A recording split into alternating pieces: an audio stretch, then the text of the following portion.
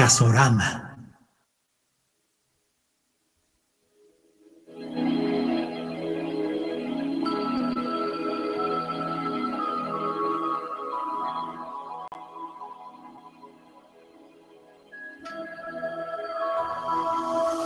जिंदगी से डरते हो, जिंदगी से डरते हो,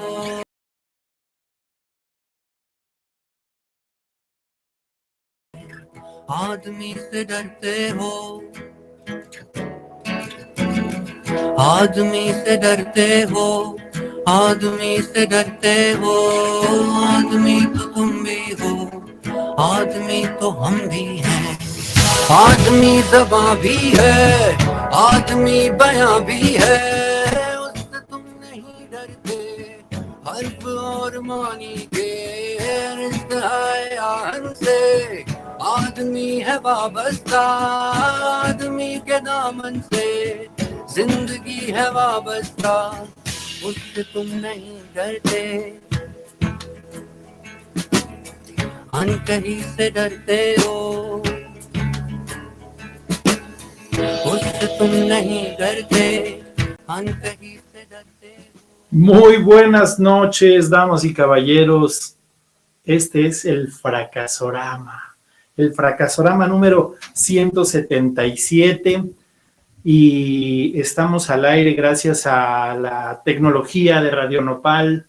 Y eso amerita, pues, una ovación de pie. Que le pido, pues, si usted está escuchando este programa en su casa, ahorita pues se ponga de pie y le dé un aplauso a Radio Nopal, no solo por el Fracasorama, sino por todos los programas que hay. Es una larga lista, es una programación enorme. Si entra usted a radionopal.com, en la página de inicio hasta abajo, puede ver cuántos programas hay. Justo antes de nosotros estuvo Inframundo, y después de nosotros vendrá Bósforo. Entonces aquí estamos al aire desde las 9 y hasta las 10 de la noche, y recuerde que todos estos programas además se quedan grabados para que usted pueda consultarlos, volverlos a escuchar o conocer los inicios, porque tenemos desde el primer programa. Solo hay un programa que no se ha publicado y por un tema de autocensura, pero hoy que lo estuve escuchando de nuevo es probable que vuelva a salir al aire. También saludo a los I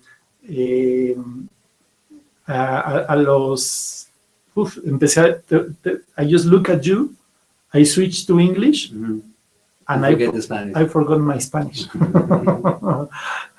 Quiero presentarles a Ammar Rashid, que está aquí con nosotros. Directamente desde Pakistán, solo vino al Fracasorama. No es cierto. No es cierto, pero voy a decir que sí. Pero esto que estaban escuchando al principio del programa, esta música, es justamente un sencillo que tiene Ammar en Spotify, y se los voy a compartir ahí en las redes de Estrategia Contentura, del Fracasorama, para que lo escuchen, lo conozcan, por lo menos esta faceta musical.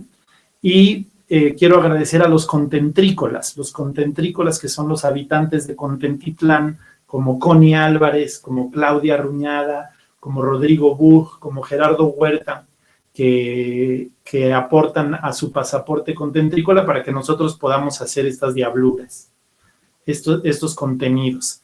Y bueno, querido Ammar, welcome to the Fracasorama. Thank you so much. Happy to be here. Welcome to the Laboratrónico. This is what we call the Laboratrónico.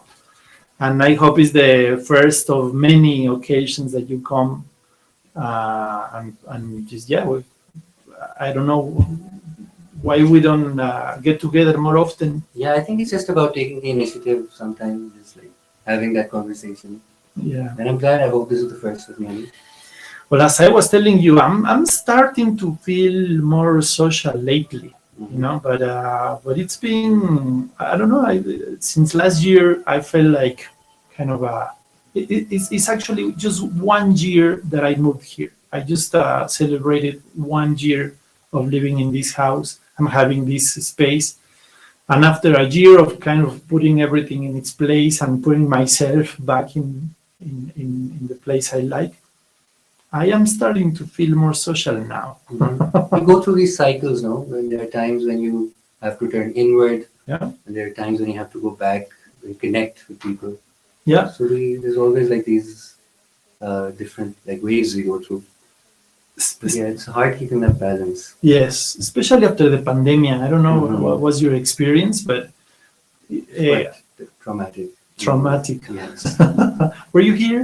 I was in Pakistan You were in Pakistan.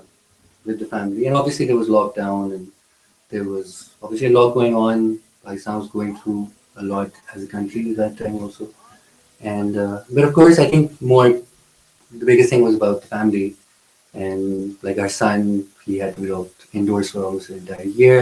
Didn't really interact much with many kids. And I mean, that experience that we had during the pandemic was one of the principal reasons we decided to come here Mhm. to Malinalco. Jacqueline, my partner, she wanted to be close to nature. I just followed it here. I thought it was a decision that made sense. So it did kind of change, like affect the trajectory of our lives in some way. Yeah, Pakistan is a crowded place. Oh, yes, it is. Yes, It the is. cities, especially, of course. The city. You were living in the capital. Yes, Islamabad. What's the name of the capital? Islamabad. Islamabad. And le estaba yo diciendo, and let me switch back to Spanish to talk to the audience. I'm sure the audience also speaks English, and I am going to be reading your messages for everyone listening. Los estaré leyendo por si alguien necesita una traducción así precisa o si tienen preguntas. They may have questions for you because it's and I was telling you right before the show, it's amazing how little we Mexicans know, or I'm going to be responsible for my own ignorance. No, it's true. I get that all the time. People often draw a blank when I tell them. Pakistan, we don't know our word. We don't know the capital. Yeah, they're just like, oh, that's really far, isn't it? Yeah, it is far. That we know. It's about as far as you can go on. Yeah, it's an Islamic country. Yes, it is. But we don't know if it's in war or what is going on in Pakistan. But I'm glad you came. You know? Yeah, I'm glad I came also. I mean, I've been coming here for about the better part of 10 years. Okay. Over like 11 years now. Since I've been married to Jacqueline. Mm-hmm. Like not Malinalco, but Mexico. And I've been coming and going over the last 10, 11 years. Some months here, some months in Pakistan, some years here, some years in Pakistan. And it's like a second home now for me in many ways. Yeah. And and we can talk about Pakistan. I'd love to tell you more, depending on what you'd like to know. There's just so much we can get into. Yeah. I mean, it's definitely not an uninteresting country. No. Even if it is a difficult one, even if it is, like you said, it's been at war for large parts of the last couple of decades. Things have improved now, but yeah, there's just so much you could talk about. I'd love to know what you'd like to know. Yeah. Well, let's start by the similarities, like the idiosyncratic similarities. Mhm. You feel comfortable in Mexico? I do, absolutely. It's very unlike many other countries I visited, like when I was in England or the United States or anywhere else in like Europe or North America. It's much more familiar. There's a certain informality to Mhm. life here. Like, these people are not as rules based, as ordered as they may be in other parts of the West. We're laid back. Laid back, exactly. Relaxed. Very chill.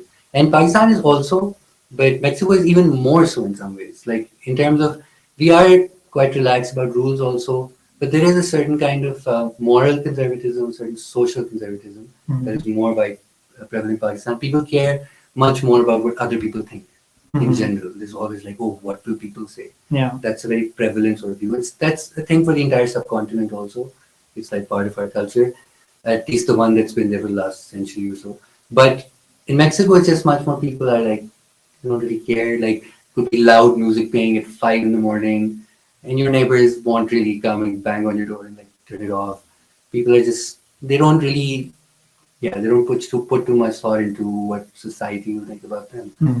And I really appreciate it. And all Pakistanis that I've invited here in the time that I've been here, just really fall in love with this place. And obviously there's the food. We both are We both have like really spicy culinary cultures. We really love intense tastes and layers upon layers of taste in our food. Yeah. Even though there's different ones, but that fact in itself is very similar. So like, yeah, the food here was just a revelation. The moment I tasted Mexican food, I was like, yes, this is a place I can call home also. I don't know, 4 or 5 times I have eaten in your house.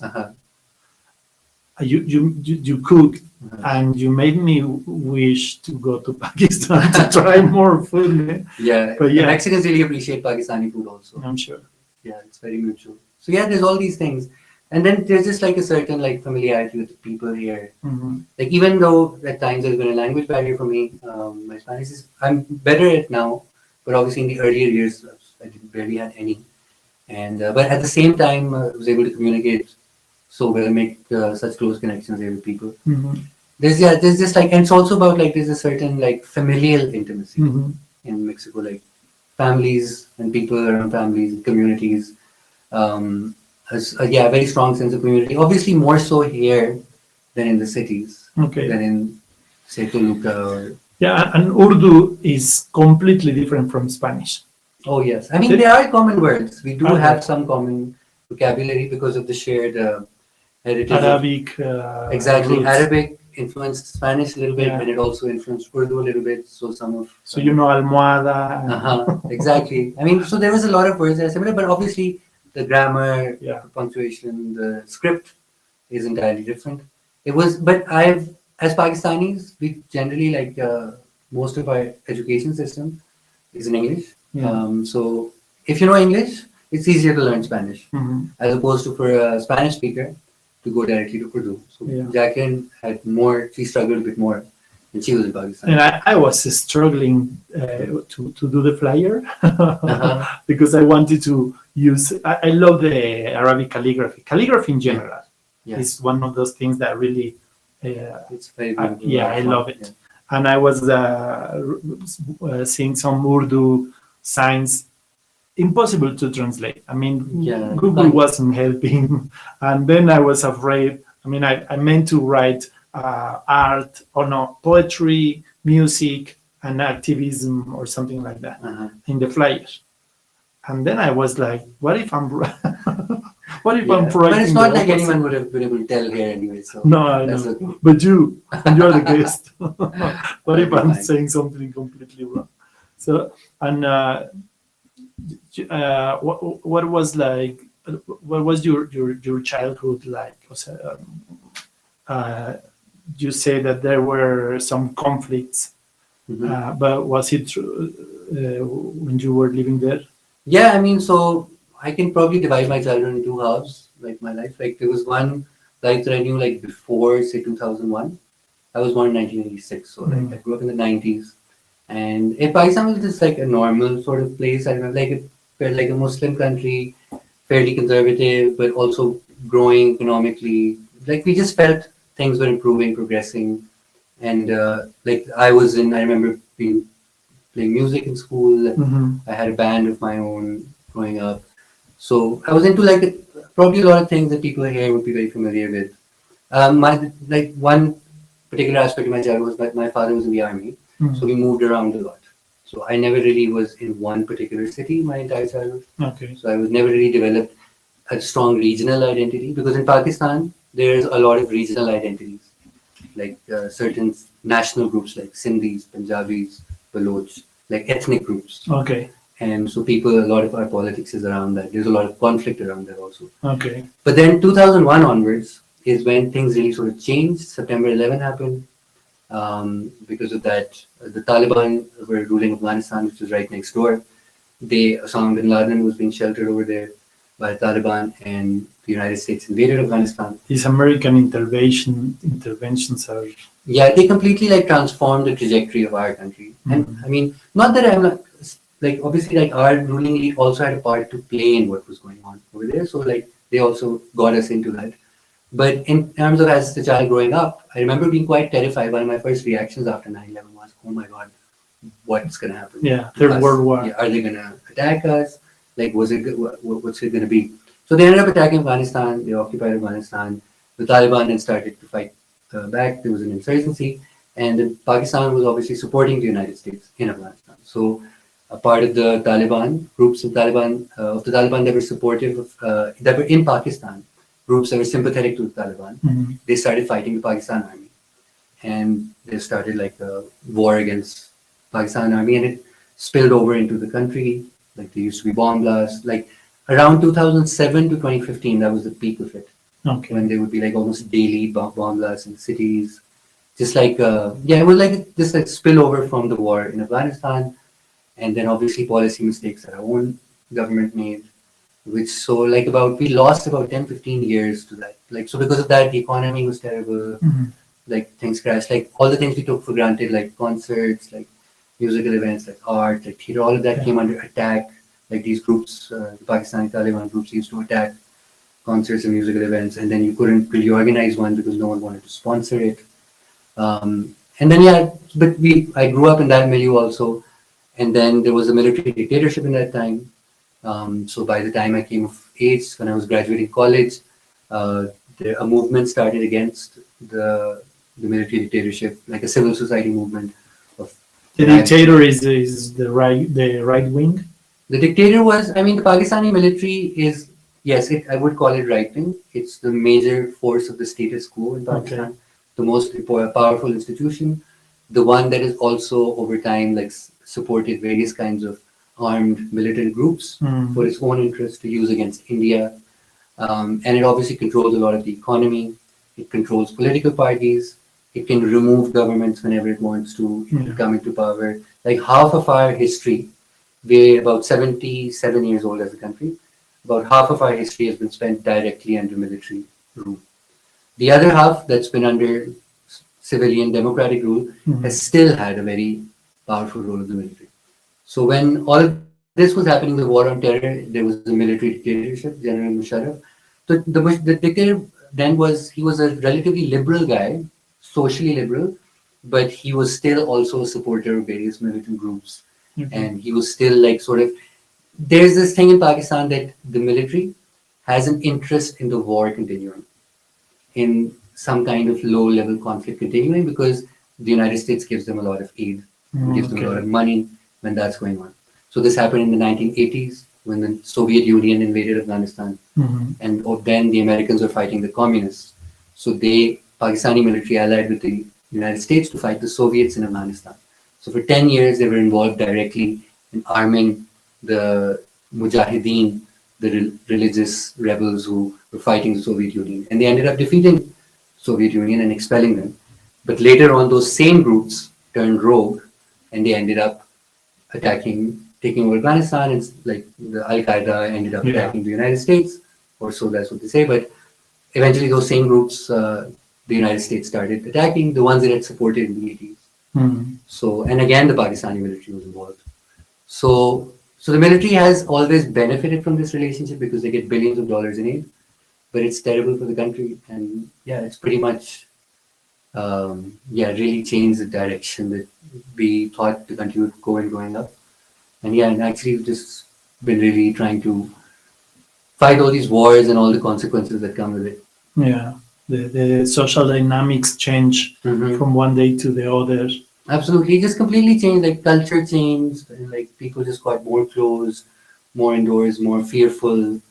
And then but obviously, what happened then also led to a lot of resistance. So over the last decade, there are some positive consequences as well. Of course, yeah. Whenever you're going through a particularly dark period, people also realize what they need to change. Yeah. So around 10 years ago, like a lot of first there was that movement against the dictator in 2007, which I was a part of also as a student, and we ended up toppling him, and then democracy returned to Pakistan, and then during that time the war continued, but at the same time like new movements emerged, new left-wing movements, student movements, feminist movements also for women's rights. So I've been involved in many ways in trying to build those movements to like rebuild democracy in Pakistan, rebuild progressive pro-worker movements, pro-students, pro-women, which used to at one point in Pakistan be very popular. Like in the 60s and 70s, Pakistan was like a bastion of the left. So the most popular parties in Pakistan were left-wing, progressive, socialist parties. And they were in power even, in the wave in the 60s, there was one here also, across the world. Student movements in the US and Latin America. 1968, exactly. historic movement. So there was the same in Pakistan. It was this massive student movement against another dictatorship of the 60s. And it ended up toppling that dictatorship. And there were students and workers and farmers and women. And then these left-wing parties came into power in the 70s. And they did land reforms and they did many progressive reforms took place in that time. But they also made mistakes. And eventually in 77, another military dictatorship toppled the left-wing government and it ushered in a very dark right-wing era. That was the time when the Afghan war also started. The Soviet Union invaded Afghanistan and Pakistan became a frontline ally of the United States in the war against communism. And then that ended up really transforming Pakistani society, turning it more conservative, because there was so much money coming in to fight communism, and all of it was cloaked in this religious discourse. Okay. And Saudi Arabia was also funding a lot of funding. So they funded a lot of these religious schools in Pakistan, and the media completely started parroting that. It's strictly Islamic. Exactly. So before that, Pakistan was a relatively secular society. Okay. It was still obviously majority Muslim country, but it was still relatively secular. There were more, there were more progressive movements. There were students, women were getting educated. There wasn't the image that you have of this, Muslim society versus right-wing Islamic societies today. It was very different back then. And then the war against communism and allying with the United States to defeat communism and using religion to do that is what really in the 80s that really switched. So this thing happened called Islamization, in which various Islamic laws were introduced, very strict interpretations of Islamic laws, and laws around blasphemy, and also laws to curb dissent and end freedom of speech and end political freedoms. Political parties were banned, student unions were banned. So in some ways we're still recovering from that. And in my generation, what we've been trying to do is rebuild those progressive movements, rebuild those secular ideals, rebuild people's movements that can actually, that can build a politics that works for the people and change the way that the state works in Pakistan, and to transform the way that the massive inequality that you see in Pakistani society, both on an economic level, on a social level, at the level of gender between men and women, between the majority and the religious minorities. So so that's what we've been trying to do, and we have had some success. So things have changed over the past 10 odd years, but it's still a very uphill battle. So, for example, topics like gender, I have the feeling you were involved in teaching in a university. By the way, for our audience, you can learn more about Ammar on Wikipedia.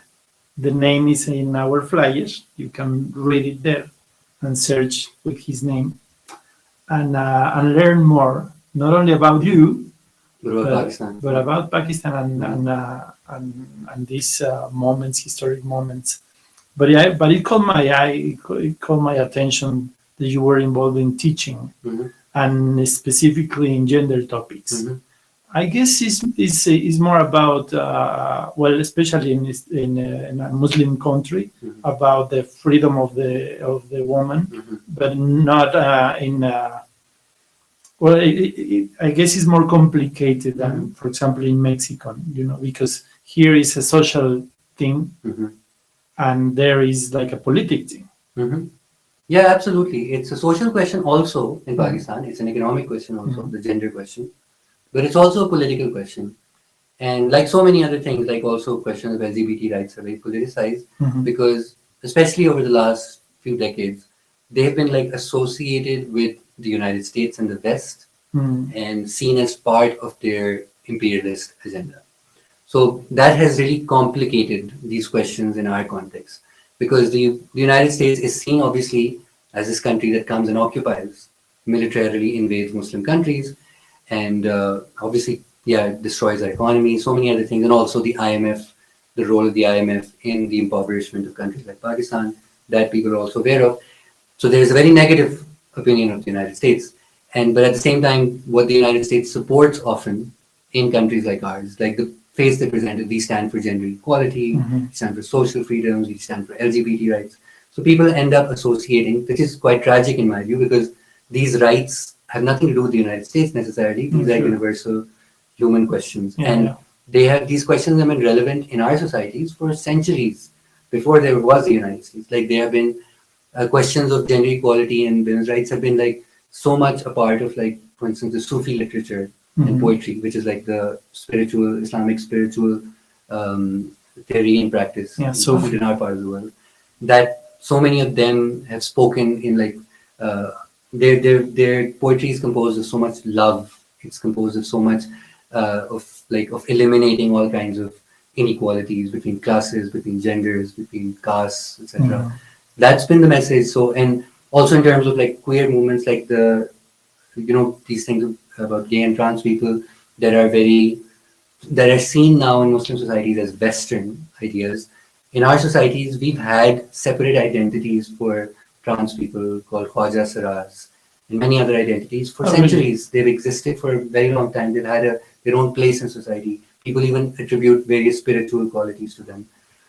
Similarly, like so much of Sufi poetry is suffused with themes that many people would regard as homosexual. They're literally often men talking about other men, but they are very much a part of our spirituality also, and they're not seen as something that's offensive when we read that poetry. But now, because all of these ideas are seen as coming from the West, so we have to fight that impression. So the challenge for us as progressives, as people of the left in Pakistan, is to articulate these questions of gender equality, of other forms of rights of sexual and gender minorities in indigenous ways. In articulating in our own cultural idioms, in our own cultural forms, in our own spiritual ideas. So because this is so interesting, because we have the same in Mexico, and I was oblivious about it. I did not know that. They sell it as if it is a Western new thing that is happening, and not even here. So it is. I guess it's happening everywhere. But of course, it's a global phenomenon. I guess it's particularly acute in our societies, and these questions become particularly even dangerous. At times, like. Because it's not just a question of, it becomes a question of national identity. Like when, for instance, women march for the rights as feminists, so we've had confrontations with like religious parties like on the streets, and they've attacked us, and they've like filed blasphemy charges against us. That these people are saying things that are against the Quran, and all concocted stuff. But it becomes that question for them, and they say that these people are going against our national and our religious identity. So it's when we are really talking about the rights of the people that live there, we're talking about rights of the women. The women are talking about their own rights and the violence and the oppression that they go through, but they say no, they're talking on someone else's behalf. So it becomes all these questions become very poisonous and toxic. But at the same time, it's something that has to be worked through, and I think it's very important for us that we also go into like the colonial and later imperial nature of so many of these questions. So for instance, like so many of the things that we just associate with like Islamic conservatism, such as blasphemy laws in our country, which we have also opposed and tried to fight for many, many years, they were introduced by the British in Pakistan and India. The law that enforces it? The British Empire, when they colonized Pakistan and India, they legalized blasphemy as an offense. That if you talk against religion, that's a criminal offense. Before that, in our society, there was no such thing. So the blasphemy laws that are in Pakistan today, and the ones that are in India also today, and other countries like the end of the freedoms of speech. Absolutely, they are the basis for so much of freedom of speech being curbed in Pakistan, and they're a colonial legacy. With a moral reason. Absolutely, yes. With a religious reason. And they find you like, I mean, they charge you. You need to pay money if you The say a punishment, blasphemer? no, the punishment for blasphemy in Pakistan, especially if it's towards the Prophet, there's like the different levels of it. So if it's towards the Prophet Muhammad, Yeah. it's death, Okay. the death penalty if you blaspheme against him. And then there's other, the Quran or other religious figures can be life imprisonment or 10 years, 15 years. The thing is, obviously no one has ever been convicted. That's something to bear in mind. It's not like everyone is constantly filing these cases and getting people convicted. Yeah, The courts generally try to avoid I'm sure. convicting people for this I'm sure. because it's a very, very charged issue. But what happens in Pakistan is often mobs, like mobs of people. And this is something that has really started in the last 10 years after the war and after things, these religious groups got a lot of power because they like portrayed themselves as anti-American and that we are fighting for our country, for our people, for our religion. Those groups, because of the power that they have gained, they now can like collect mobs, and if someone is accused of blasphemy, they can go and lynch them. Oh my God. So this happens, many incidents every year, Wow. and this is something, we're all like the state is also trying to figure out. We've been It's a trying weapon. It's a weapon. It's a weapon. It's a weapon to silence dissent. The Yeah. state also uses it. Sometimes people, activists like myself, Yeah. like when blasphemy charges were filed against us, everyone knew that we had not committed. We had not. I mean, it's very silly to just even blaspheme in Pakistan. There's no point. But It's a matter of opinion. yeah, exactly. Well, personally, I don't consider it to be. It should not be a crime. Everyone should be able to say what they want, critique religion, Absolutely. or it is. But it's not something that we do also. But it was used specifically by these groups, and there were certain state secret agencies behind them because of the other work that we were doing to silence us, for work to support work against enforced disappearances, which is a major problem in Pakistan. If there's a dissenter, activist, political workers, they get picked up and then they're disappeared Yeah. for years. Sometimes they never return. Or they harass you, or they. Yeah, absolutely. So when we talk about these issues, that the state is doing all of these, they use blasphemy as a tool. That, oh, if you're going to continue talking about this, we're going to set these religious groups on you. Yeah. And like, so yeah, people have been assassinated for these things because the state put a target on them. People have been exiled because the state got someone to accuse them of blasphemy. Mhm. So yeah, it's one of the many tools that they have. Yeah, it's like in Cuba. You don't go to jail because of your political ideas, Mhm. but you go to jail because you have meat on in your fridge, Mhm. and Yeah. and the circumstances that the government provokes makes everyone being on the black market. It's the only way to solve your everyday life. Absolutely. So they put you in a situation where they can control you, and they'll take you, or they'll disappear you, but not because of the political opinion or political reasons. Yeah, it's more than controversial. It's very dangerous. Yeah, it is. It is. Doing politics in Pakistan is like a very hazardous profession. Did this make you move to art, or you found music before you found politics? No, art has always been part of my politics. Okay. I've been doing music since I was a child. Like I was singing when I was 3-4 years old. Sang throughout school. I had a band when I was in high school. Mhm. And the band wasn't didn't have lyrics against the. No, my first band was like I wasn't very politicized, and this was in high school. I got more political in university. Okay. When I was, when I read more, found out more about the world. But my original band, it was like a rock band, like a metal sort of band. Okay. And we used to do like Pakistani rock. That was a time when Pakistani rock was also getting really popular. Mhm. So we were part of like this wave of underground bands that were coming up. Didn't last long, it was like maybe 2-3 years that we played, but we released a few songs and we played many live gigs. It was fun. But yeah, but when I started politics, so I always used to sing like, in protests, revolutionary poetry, also poetry of the Sufis, and I continue to do that. Like most of the music that I've done in my life, I've done it for the politics, for like a radical politics, not like the politics where you just stand for election and then you're not proselytism. Exactly, politics for change. Yeah, politics absolutely. that organizes people, community. That's the politics for their side. rights. Yeah. So I've always used music because it's just like it's the best way. I mean, it's one of the easiest ways to move people, you know, and so much of the point of politics is to move people, you know, Yeah. both in terms of how they Originally. feel and both in terms of acting, getting them to act and stand up and Yeah. organize and resist. And so music is just the best way to do that. It moves them, and if you do it well, you can convince people to do a lot of things that they otherwise And you wouldn't do it very well. Thank you so much. You do it very well. I really enjoy your music, your powerful voice, and I wish I could understand all the lyrics. Now that you made me research a little bit more about Pakistan and about your culture and about the music, because I found you on Spotify, but then Spotify starts suggesting me, you should also listen to this and that and this.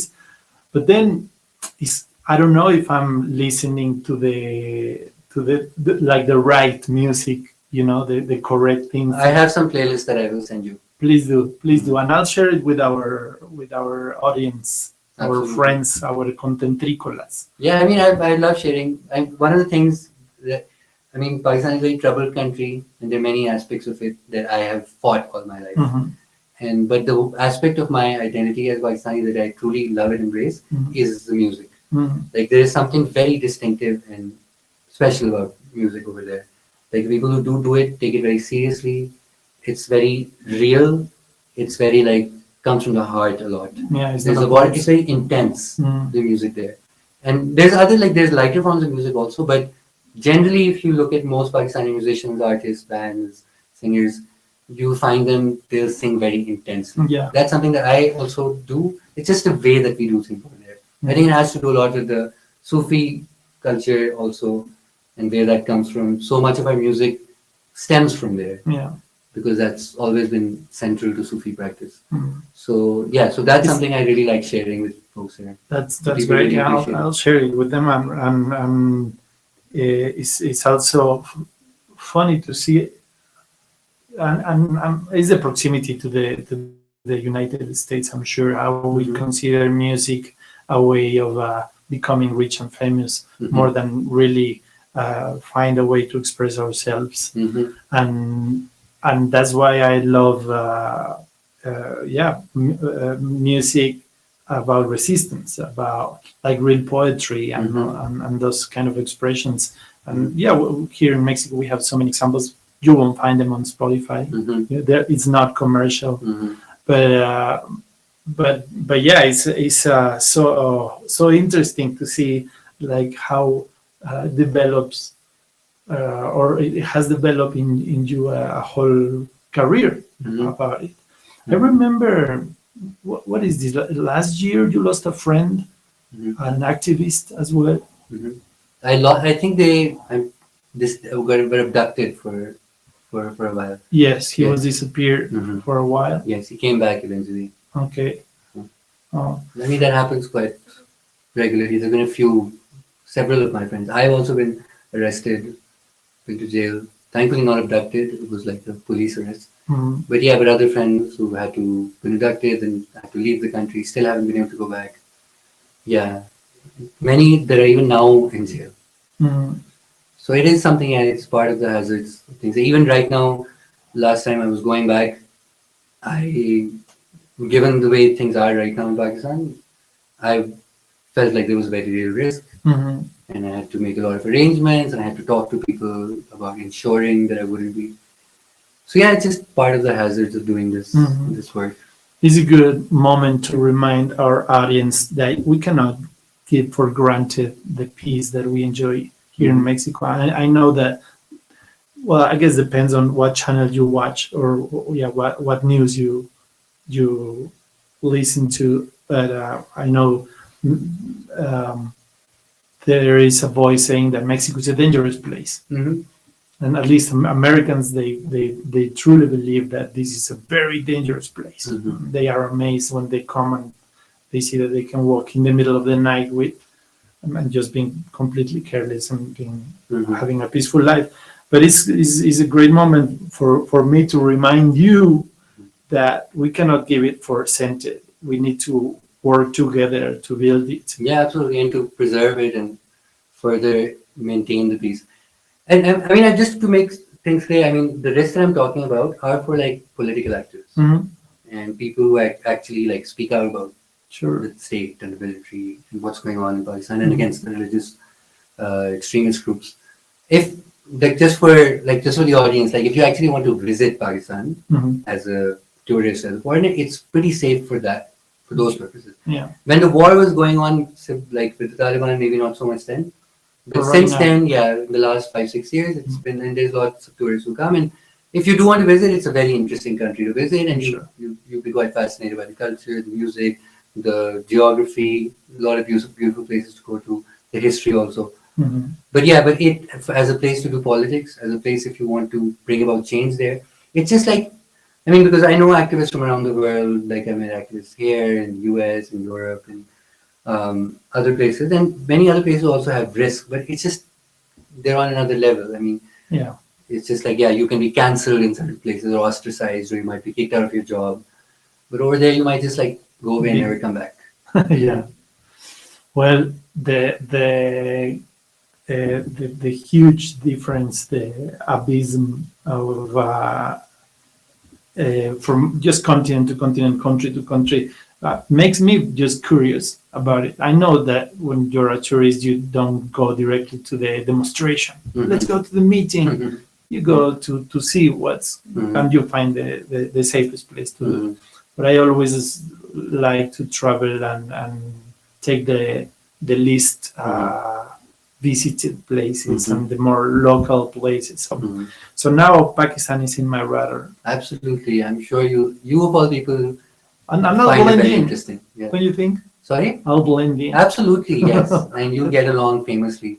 And what is Pakistani hospitality is quite like famous, distinct. All right. And generally, Eastern hospitality is considered to be like, a bit more than say in the West or in the North.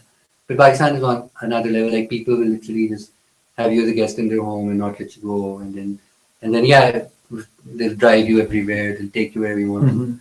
It's generally quite. I appreciate that about that as well. Like people are quite kind to people who come. And everyone speaks English. A lot of people A do, lot more of than people more do. than in Mexico. If you went to school, Absolutely. If Yeah. you went to school, you generally know English, and and even like other people who don't will get the main words because so much of the laws are in English, like official government, which is not even that. I don't like that fact in particular because it's just like a colonial. holdover. absolutely. It's Laws should be in everything, the government's official paperwork, everything should be in the language that most people speak, that all people speak.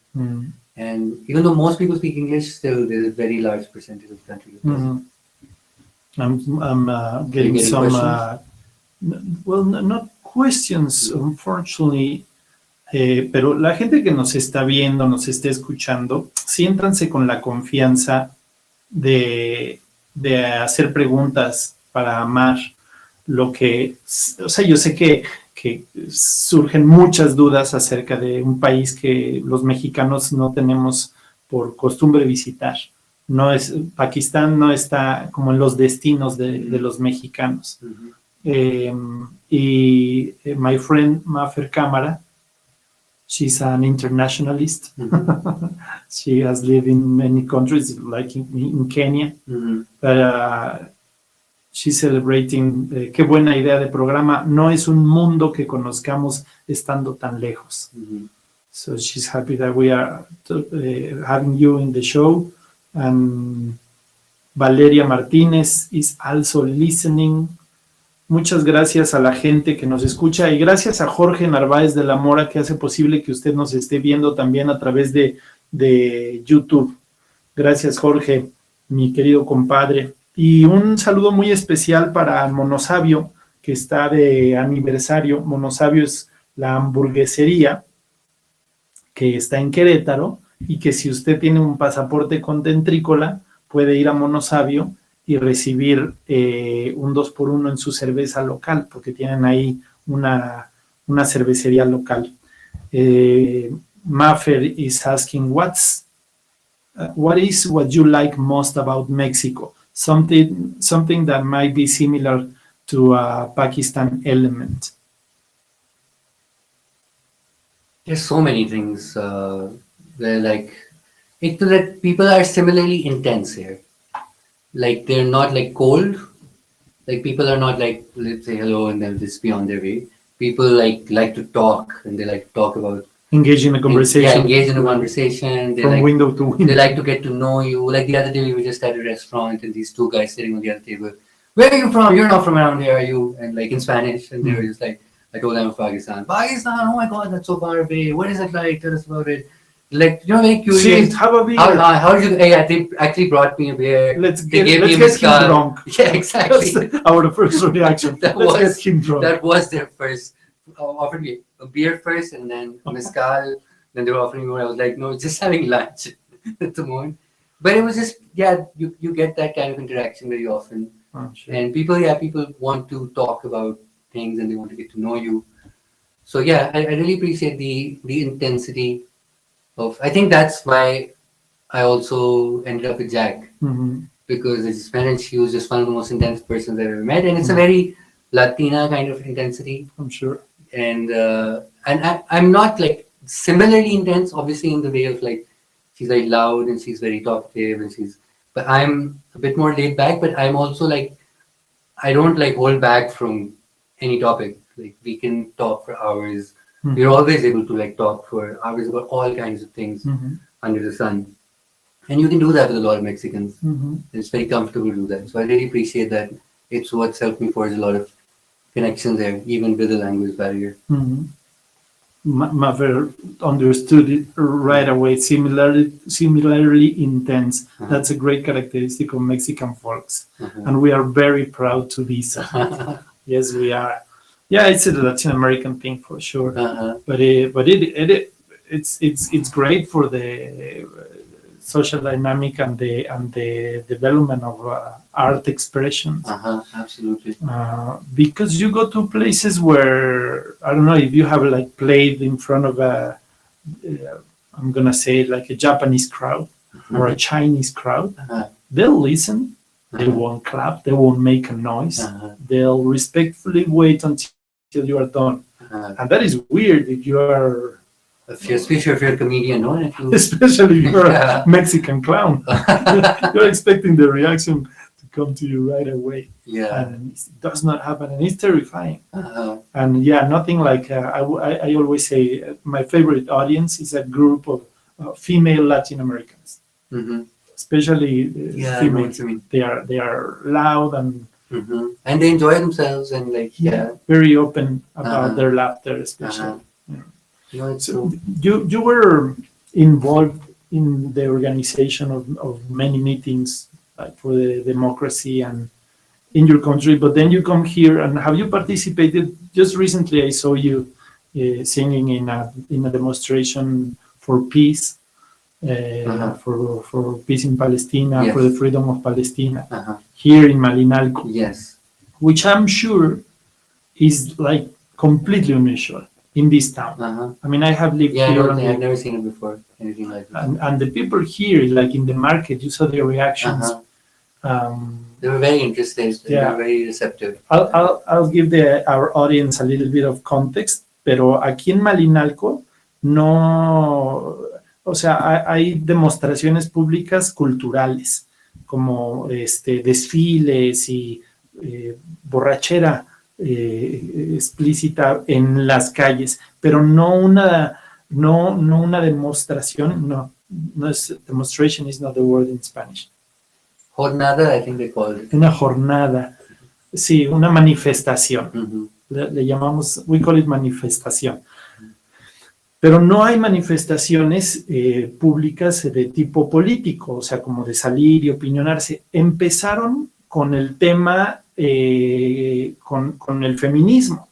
Y entonces hay pintas y hay, pues eso, como manifestaciones ya más explícitas acerca de ideologías. Pero en Malinalco es la primera vez que hay una manifestación acerca de la paz, por lo menos de estas dimensiones. Y lo que hicimos fue caminar a través del mercado, que se pone los miércoles. Esto fue la semana pasada, justamente. No, 2 weeks ago. 2 weeks ago. Y la gente de Malinalco, los comerciantes de Malinalco, vieron por primera vez estas acciones pacíficas, interesantes, artísticas por la paz. So I thank you very much, because I really say, and I won't get tired of repeating, we cannot give it for granted. We need to keep working on our piece and don't buy. We need to stop the idea of protecting myself, protecting my family, buying I don't know, just cameras and systems of security systems. We need to know each other. We need to create a community. So I'm very community oriented for sure. And I would love for you to share your art, if possible. For sure. You brought your guitar. Absolutely. Anything in particular, like would it like anything from my Well, activism or something more spiritual?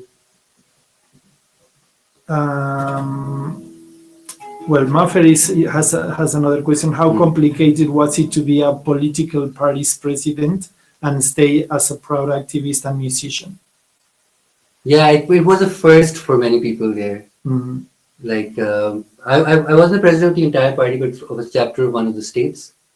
And I performed at when I was sworn in as president, I also played music, which was a first for people there. Because generally politics is more seen as a very serious sort of profession, for the sober-minded. I'm sure. And just you're supposed to be like this person who speaks only and he gives lectures and tells people what to do. And I've always just had a much more sort of artistic way of doing this. I would speak and then I would sing and some people were even like, okay, now that you're becoming president, you need to tone down the artistic, the musical part of it, but I just can't do that. I mean, if I have to stop being who I am as a musician, as an artist, in order to do my politics, then it doesn't mean I can't feel it as much. So I've continued to do that, and even now I'm no longer the president because mostly I had to resign because I'm here a lot, and I wasn't being able to fulfill all of my responsibilities. So so someone else take up that position in the meantime. But I still do my music, and I still, whenever I go, I'm still performing every time. So I feel like this is part of my political expression that will always be there. Yeah, that's my music. That's true leadership. That's the kind of leadership I would follow. Thank you. I'm glad you think so. Someone who puts before his heart, puts out his heart. So they are saying, Pakistani music, your favorite Pakistani tune, or one of your own songs, I would suggest. Okay, sounds good.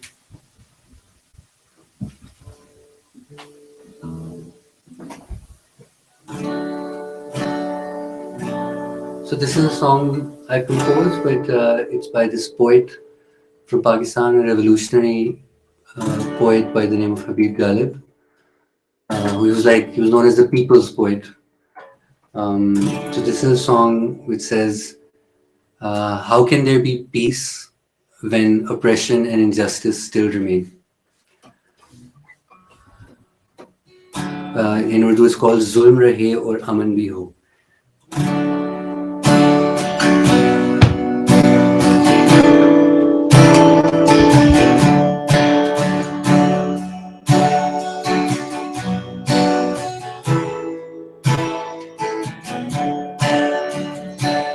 जुल्म रहे और अमन भी हो, जुल्म रहे और अमन भी हो,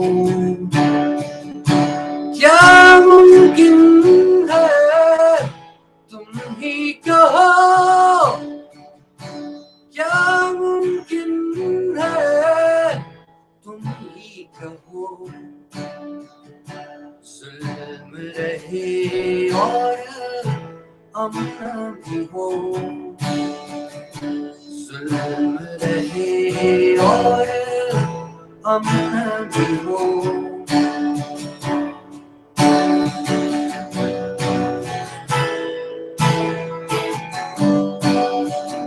हंसती गाती रोशन वादी तारीकी में डूब गई,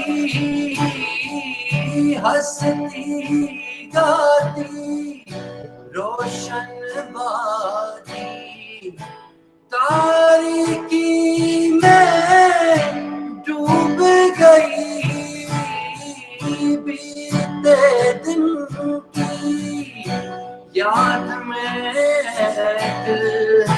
मैं रोती हूँ तू भी रो हर धड़कन पर खौफ के पहरे हर आंसू पर पाबंदी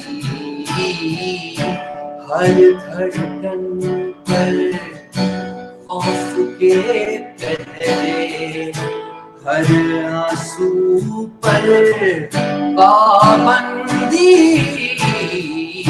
जुल्म रहे और अमन भी हो जुल्म रहे और अमन भी हो क्या मुमकिन है तुम ही कहो क्या मुमकिन है तुम ही कहो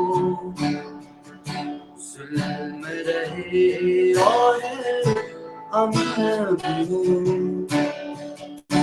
जुल्म रहे और अमन भी हो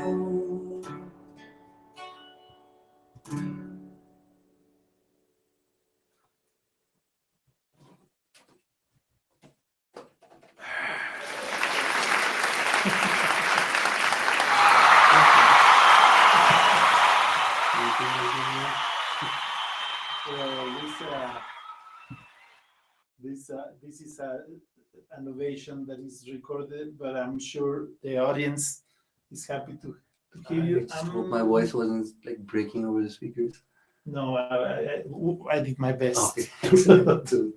But yes, they were telling me I went a little bit too low. A ver, You overcompensated. un segundo. Ahí me escuchan también, ¿no? Estamos despidiendo el programa.